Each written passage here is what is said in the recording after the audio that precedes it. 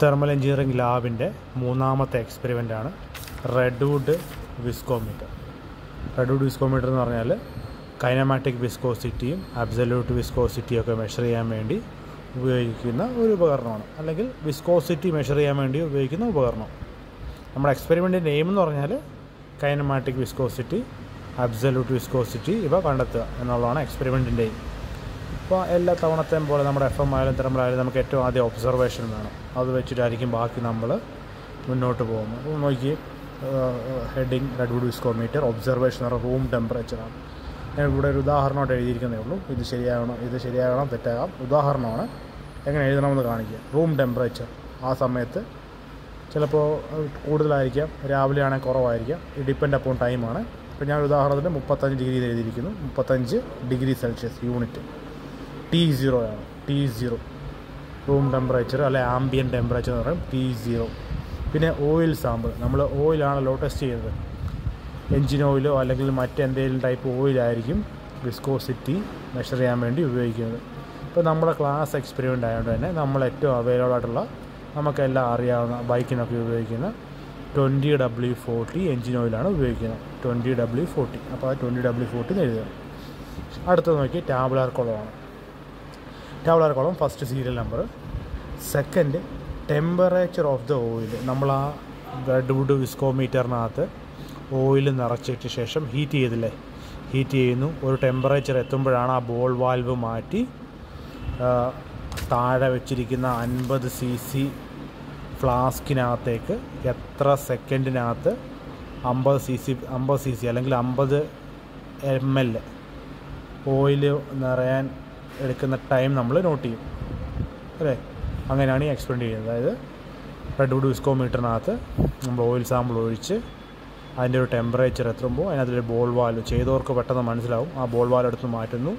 താഴെ ഒരു ഫ്ലാസ്ക് വെച്ചിട്ടുണ്ട്. അതിനകത്തിൽ 50 cc അല്ലെങ്കിൽ 50 ml.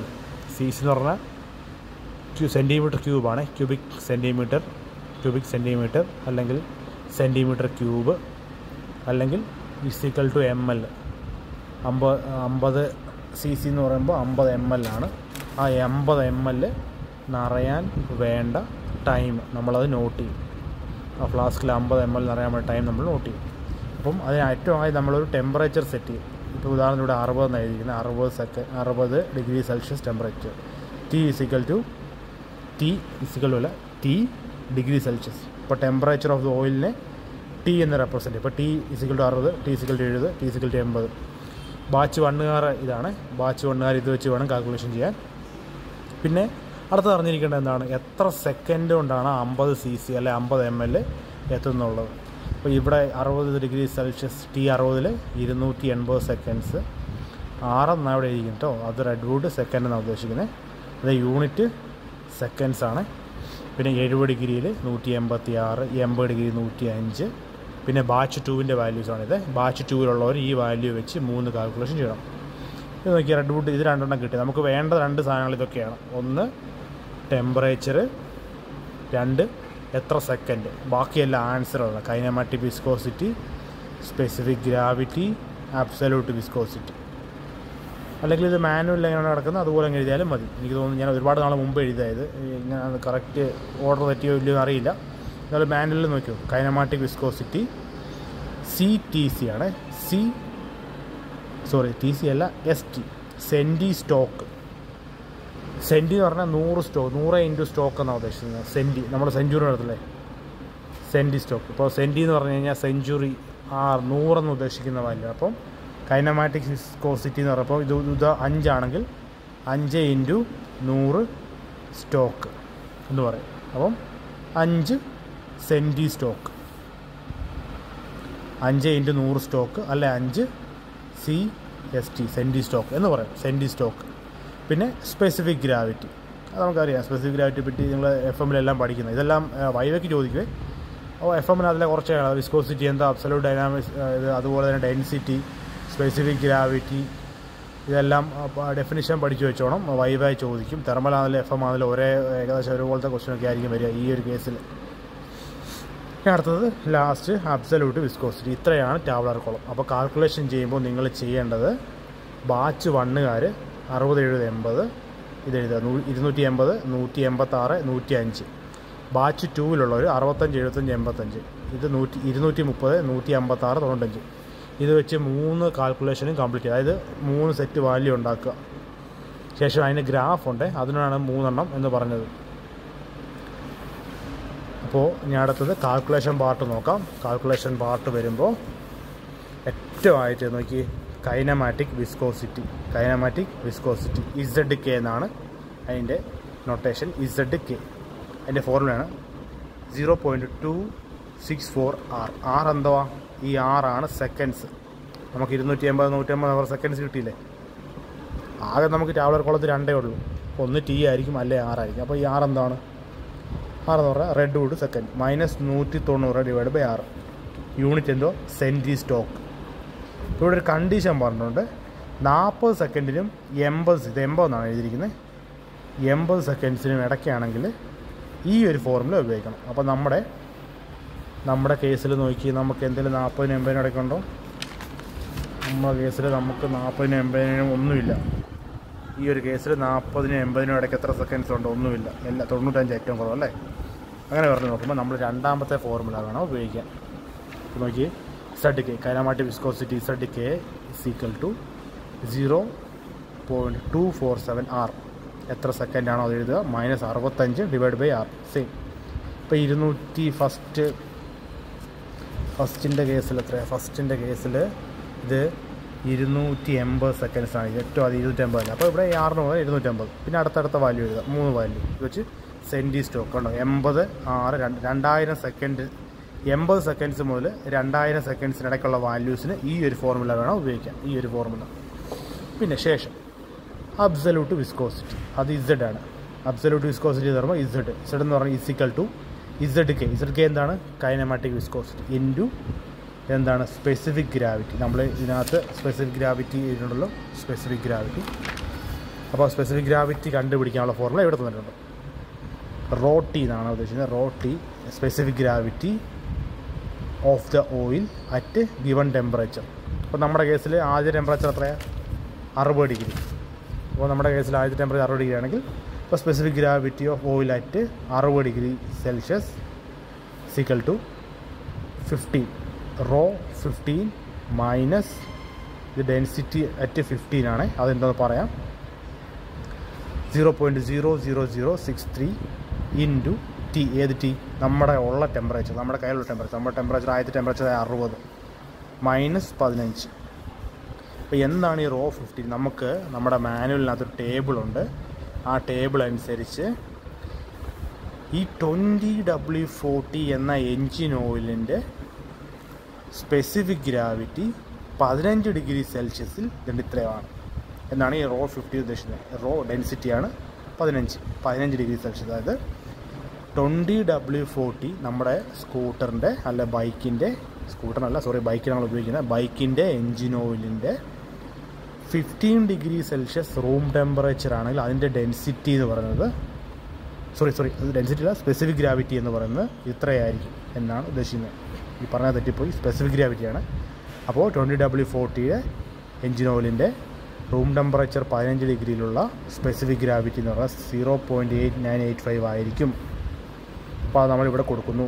ഈ 0.8985 മൈനസ് 0.0063.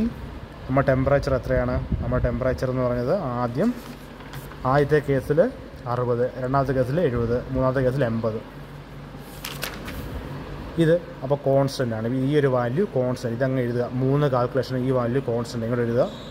ഇത് മാത്രമാണ്. ഇത് 60 70 80 ആവും ബാച്ച് 1കാർക്ക്. ബാച്ച് 2കാർക്ക് 65 75 85 ആവും. ഈ ഒരു T മാത്രമേ മാറുന്നുള്ളൂ. കിട്ടുന്ന വാല്യൂ ഈ കിട്ടിയ ഇതിൻ്റെ വാല്യൂടെ മൾട്ടിപ്ലൈ. അതാണ് എഴുതിയിരിക്കുന്നത്. കൈനമാറ്റിക് വിസ്കോസിറ്റി ഇൻറ്റു അത് ZK kinematic viscosity into specific gravity of oil rho T. അപ്പം സെൻറ്റി പോയിസ് ആണ്. POISC centi. വീണ്ടും സെൻറ്റി, 100ൻ്റെ കണക്ക്. സെൻറ്റിമീറ്റർ അല്ലെങ്കിൽ സെഞ്ചുറി എന്നൊക്കെ പറയുന്നില്ല. 100 പോയിസ്. അപ്പോൾ ഇത് വന്നത് എങ്ങനെയാണെന്ന് ചോദിച്ചു കഴിഞ്ഞാൽ ഇത് കൈനമാറ്റിക് വിസ്കോസിറ്റിയാണ്. Absolute viscosity is equal to kinematic viscosity. എവിടെ ഇപ്പോൾ ഇതിൻ്റെ ആൻസർ, ഈ കാൽക്കുലേഷൻ ചെയ്ത് കിട്ടുന്നതിൻ്റെ ആൻസർ.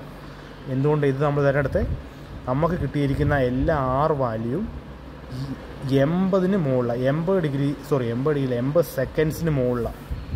ഏറ്റവും കുറവ് സെക്കൻഡ്സ് വന്നിരിക്കുന്നത് 95, അപ്പോഴും 80 മുകളിലാണ്. അപ്പോൾ അങ്ങനെ നോക്കുമ്പോൾ ഈ ഫോർമുല ഉപയോഗിച്ച് കൈനമാറ്റിക് വിസ്കോസിറ്റി കണ്ടുപിടിക്കുന്നു. ആ കൈനമാറ്റിക് വിസ്കോസിറ്റിയെ ഈ ഒരു ഫോർമുല ഉപയോഗിച്ച്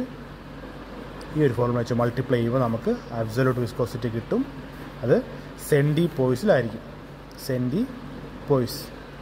പിന്നെ സെൻറ്റിപോയ്സിൻ്റെ കൺവേർഷനുണ്ട്. 1 CP 1 സെൻറ്റിമീറ്റർ സെൻറ്റിപോയ്സ് ഉദ്ദേശിക്കുന്നത് 0.001 ന്യൂട്ടൺ സെക്കൻഡ് പെർ മീറ്ററാണ്. അതായത് ആ ഒരു പർട്ടിക്കുലർ 20W40 എന്ന എൻജിൻ ഓയിൽ ഒരു 1 മീറ്റർ സ്ക്വയർ ഏരിയ 1 സെക്കൻഡിൽ പാസ് ചെയ്യാൻ 0.001 ന്യൂട്ടൺ ഫോഴ്സ് വേണം എന്നാണ് ഈ അർത്ഥമാക്കുന്നത്.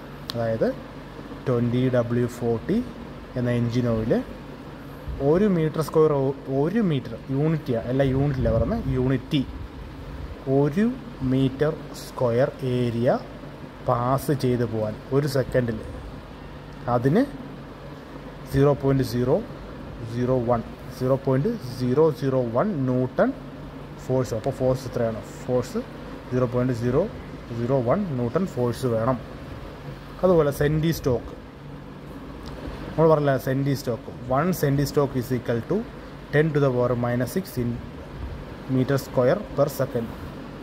അപ്പോൾ നമുക്കിവിടെ എന്താ സെൻറ്റി സ്റ്റോക്ക് എവിടെ വരിക? സെൻറ്റി സ്റ്റോക്ക് വരുന്നത് ഇവിടെയാണ്. അപ്പോൾ നമ്മുടെ ആൻസർ 5 സെൻറ്റി സ്റ്റോക്ക് ആണെങ്കിൽ 5 × 10⁻6 കിട്ടുന്ന ആൻസറാണ് മീറ്റർ സ്ക്വയർ പെർ സെക്കൻഡിൽ കിട്ടും. Answer metre square per second. ഇതിൻ്റെ അർത്ഥം 1 സെൻറ്റി സ്റ്റോക്ക്, ആ 20W40 എന്ന എൻജിൻ ഓയിൽ 1 സെക്കൻഡിൽ ഇത്ര ഏരിയ മാത്രമേ കവർ ചെയ്യൂ. അതായത് ഈ കേസിൽ 5 × 10⁻6 മീറ്റർ സ്ക്വയർ ഏരിയ ആയിരിക്കും 1 സെക്കൻഡിൽ കവർ ചെയ്യുക. എന്ന് വെച്ച് കഴിഞ്ഞാൽ വലിയൊരു പോർഷൻ്റെ കുഞ്ഞൊരു ഭാഗം പെതുക്കെ. അല്ലാതെ വിസ്കോസിറ്റി എന്ന് ഉദ്ദേശിക്കുന്നത് എന്താണ്? അതിന് ഒഴുകാനുള്ള ആ ഒരു ബുദ്ധിമുട്ടാണ് ഈ വിസ്കോസിറ്റി എന്ന് ഉദ്ദേശിക്കുന്നത്. വെള്ളം ഒഴുകി പോകുന്ന പോലെയല്ലോ നമ്മുടെ ടാർ ഒഴുകി പോകുന്നത്. ടാറിൽ ഏറ്റവും കട്ടിയായിട്ട് ഒഴുകി പോകുന്നത്. അതുപോലല്ല ഹണി ഒഴുകുന്നത്, അതുപോലല്ല ഓയിൽ ഒഴുകുന്നത്. അപ്പോൾ ആ ഒഴുകാനുള്ള ബുദ്ധിമുട്ടാണ് ഈ വിസ്കോസിറ്റി. അപ്പോൾ ഈ ഒരു കേസിൽ ഇപ്പോൾ നമുക്ക് 5 സെൻറ്റി സ്റ്റോക്ക് എന്നാണ് കിട്ടിയിരിക്കുന്നത്. 5 × 1 സെൻറ്റി സ്റ്റോക്ക് എത്ര? 10⁻6 മീറ്റർ സ്ക്വയർ. അപ്പോൾ 5 × 10⁻6 ആ ആൻസർ. അപ്പോൾ 5 × 10⁻6 അതിനർത്ഥം 1 സെക്കൻഡിൽ 20W40 എന്ന എൻജിൻ ഓയിൽ ഒഴുകുമ്പോൾ എത്ര സമയം ഇത്രയും ഏരിയ മാത്രമേ കവർ ചെയ്ത് പോകത്തുള്ളൂ. പെട്ടെന്ന് ഒഴുകി പോകില്ല. പെതുക്കെ ആയിരിക്കും. അതായത് വളരെ -6 ആണ് മീറ്റർ സ്ക്വയർ. വളരെ പെതുക്കെ ആയിരിക്കും ഒഴുകി പോകുന്നതെന്നാണ് ഉദ്ദേശിച്ചിരിക്കുന്നത്. ഇപ്പം ഞാനിത് പറഞ്ഞതേ ഉള്ളൂ. നമുക്ക് ഏറ്റവും അത്യാവശ്യം വേണ്ട ഇതൊക്കെയാണ്. ഇതെന്താണ്? Specific gravity at 15 degree Celsius. അതൊരു കോൺസ്റ്റൻറ്റ് വാല്യൂ. അത് നമ്മൾ ഇൻ്റർനെറ്റിൽ നിന്നോ അല്ലെങ്കിൽ ഇപ്പോൾ നിങ്ങളുടെ കേസിൽ മാനുവലിനകത്ത് എഴുതിയിട്ടുണ്ട്. അപ്പോൾ ഞാനിത് ആക്യുറേറ്റ് വാല്യൂ ഇൻ്റർനെറ്റിൻ്റെ അടുത്താണ്. അപ്പോൾ ഇതെടുത്ത് എഴുതിയാൽ മതി. Specific gravity of oil at 15 degree Celsius is equal to 0.8985. അതാണ് ഈ വാല്യൂ ആണ് ഇരുന്നിരിക്കുന്നത്. ഇനി നിങ്ങൾക്ക് എന്തെങ്കിലും ഡൗട്ട് ഉണ്ടെങ്കിൽ വീണ്ടും റിപ്പീറ്റ് ചെയ്തതാണ്. ഒരു 4-5 തവണ കേൾക്കുമ്പോൾ തന്നെ മനസ്സിലാവും. ഇനി റെഡ്വുഡ് വിസ്കോമീറ്ററിൻ്റെ ഗ്രാഫാണിത്. നമുക്ക് കിട്ടിയ ആൻസറുകൾ എന്തൊക്കെയാണ്? 2 ആൻസർ. ഒന്ന് അബ്സല്യൂട്ട് വിസ്കോസിറ്റി, ഒന്ന് കൈനമാറ്റിക് വിസ്കോസിറ്റി. അപ്പോൾ ഈ 2 ടൈപ്പ് വിസ്കോസിറ്റികളും Y ആക്സിസിൽ എഴുതുക. X ആക്സിൽ ടെമ്പറേച്ചർ ഡിഗ്രി സെൽഷ്യസിൽ. അപ്പം നമ്മുടെ കേസിൽ ഇപ്പോൾ ഇങ്ങനൊരു കേസിലാണെങ്കിൽ 60, 70, 80. നമുക്കിപ്പം കൈനമാറ്റിക് വിസ്കോസിറ്റി അല്ലെങ്കിൽ അബ്സല്യൂട്ട് വിസ്കോസിറ്റി കാണുമല്ലോ. അപ്പോൾ 60 ഡിഗ്രി സെൽഷ്യസിൽ എത്രയാണ് വിസ്കോസിറ്റി? 70 ഡിഗ്രി സെൽഷ്യസിൽ എത്രയാണ്? ഇപ്പോൾ ഉദാഹരണത്തിന് നമ്മളിപ്പം കൈനമാറ്റിക്കാണ് പറയുന്നത് വിചാരിക്കുക. കൈനമാറ്റിക് വാല്യൂ നിങ്ങൾ എഴുതിക്കണം. വിസ്കോസിറ്റിയാണ് ഈ Y ആക്സിസിൽ, X ആക്സിൽ ടെമ്പറേച്ചർ. അപ്പം 60 ഡിഗ്രി സെൽഷ്യസിൽ അതിൻ്റെ കൈനമാറ്റിക് വിസ്കോസിറ്റി എത്രയാണ്? 70 ഡിഗ്രി സെൽഷ്യസിൽ അതിൻ്റെ കൈനമാറ്റിക് വിസ്കോസിറ്റി എത്രയാണ്?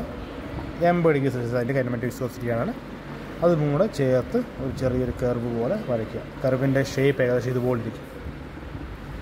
മനസ്സിലായോ? ഇത് രണ്ടും കൂടെ ഒറ്റയടി ചെയ്യുന്നതായിരിക്കും നല്ലത്. നമുക്ക് സ്പേസ് ലാഭിക്കാം. ഒന്ന് കൈനമാറ്റിക്, 2 അബ്സല്യൂട്ട്. ഇത് അങ്ങോട്ടും ഇങ്ങോട്ട് മാറിപ്പോയെന്ന് പറഞ്ഞാൽ കുഴപ്പമൊന്നുമില്ല. പക്ഷേ വിസ്കോസിറ്റി എപ്പോഴും y ആക്സിസിലും ടെമ്പറേച്ചർ x ആക്സിസിലും ആയിരിക്കണം.